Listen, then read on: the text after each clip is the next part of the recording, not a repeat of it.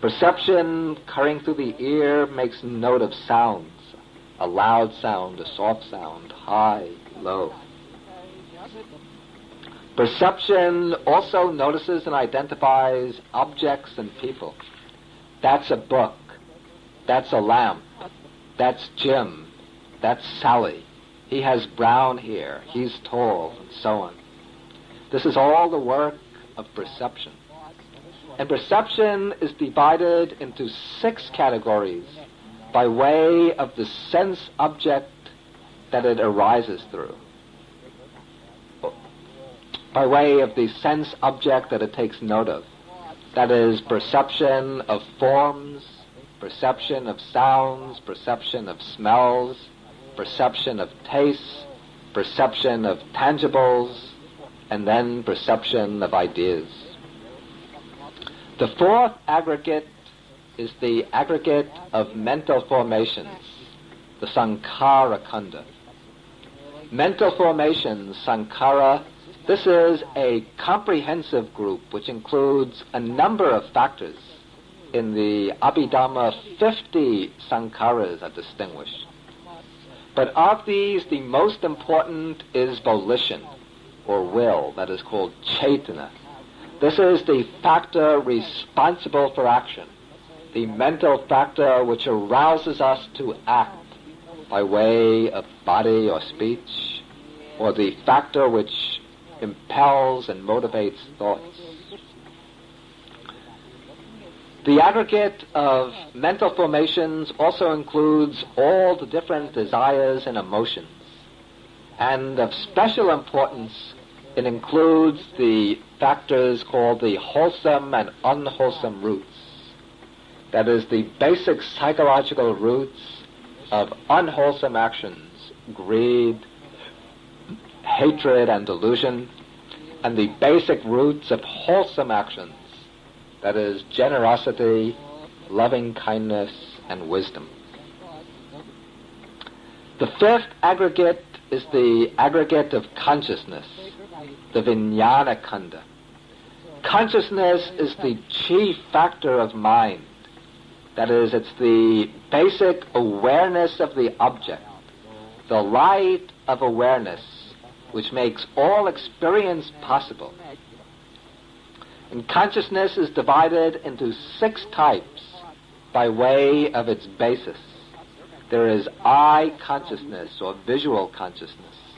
That is, the consciousness which arises through the eye, cognizing visible forms. Then there is ear consciousness, or hearing consciousness, which cognizes sound. There's nose consciousness, which cognizes smells. Tongue consciousness, which cognizes taste. Body consciousness, which cognizes tangibles, touch sensations. And then there is mind consciousness, or thought consciousness.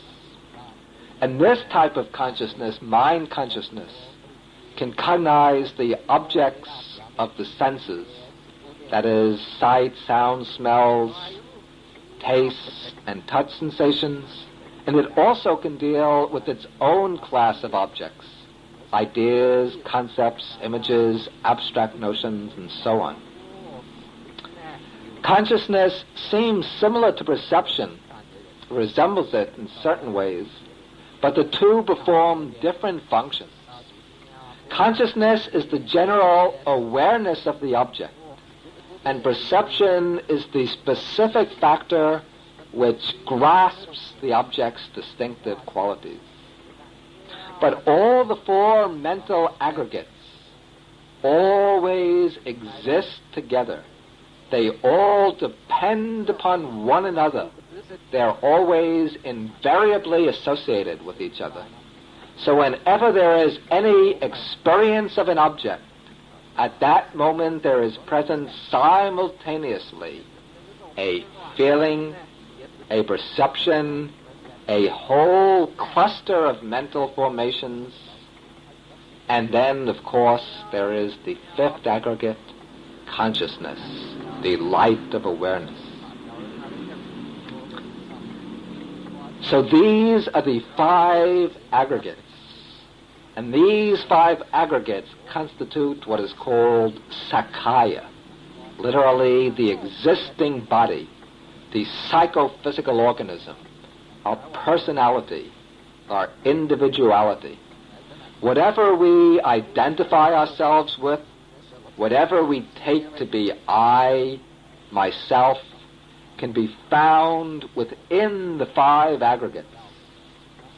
Therefore, if we are to understand ourselves, what we have to understand are the 5 aggregates. Now, to fully understand the 5 aggregates means to see them as they really are. And this means to see them in terms of the 3 characteristics of existence.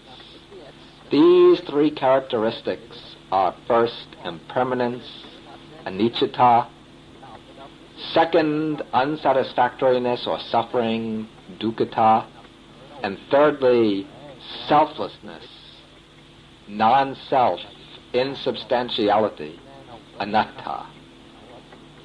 The Buddha says, Habe sankhara anicca.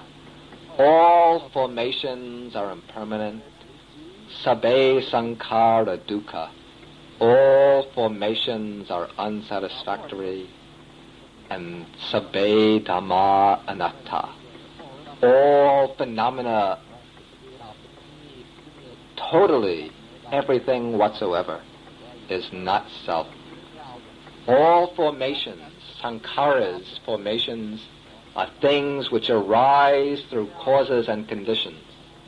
And everything that arises through causes and conditions, all compounded or formed phenomena, are impermanent and unsatisfactory.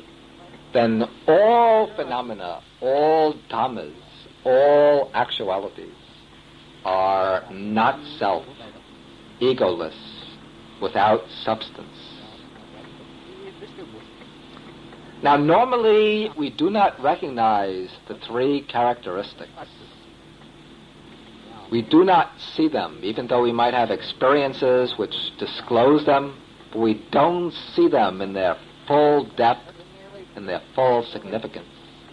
And the reason why these 3 characteristics are so difficult to see is because the mind is ordinarily covered over by avijja, that is, by ignorance.